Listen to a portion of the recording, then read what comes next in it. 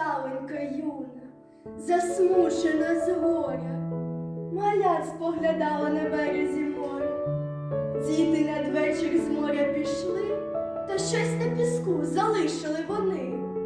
Картину, як заклик, намалювали, і казку повчальну для всіх написали.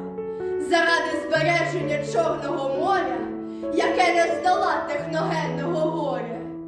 Без ласки людської, турботи науки не виносять мешканці моря ці муки, які повсякдень і повсякчас знищують море, планету і всіх нас. Будьте ласкаві, про море подбайте, спільноти активно до дій закликайте. Труднощі разом зможем здолати і море прекрасне для всіх врятувати.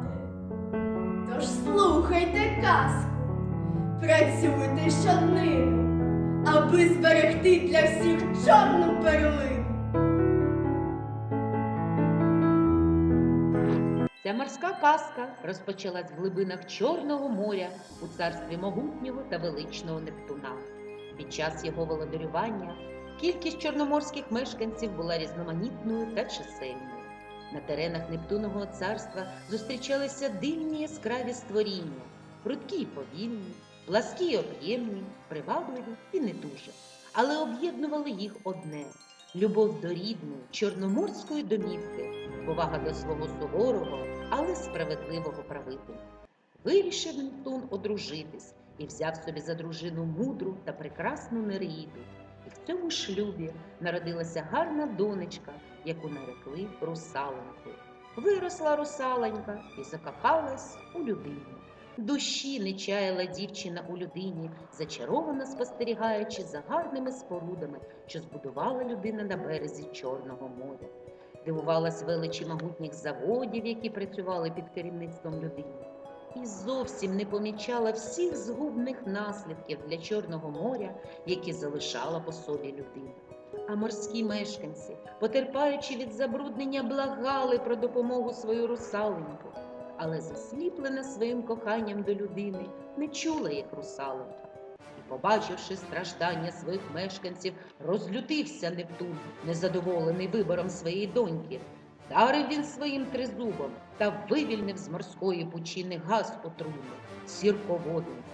І розпочав свій отруйний шлях ворожий сірководень, знищуючи все живе. Потерпали від отрути чорноморські мешканці, потерпала від нього і людина.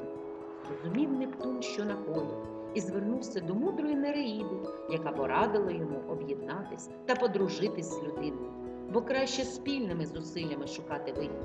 І зрозуміла людина, що своєю байдужістю і загарбницькими діями проти мешканців морського царства крає серце закохані русалонці. І побудувала тоді людина платформи на березі Чорного моря, які переробляли і приборкували сірководень.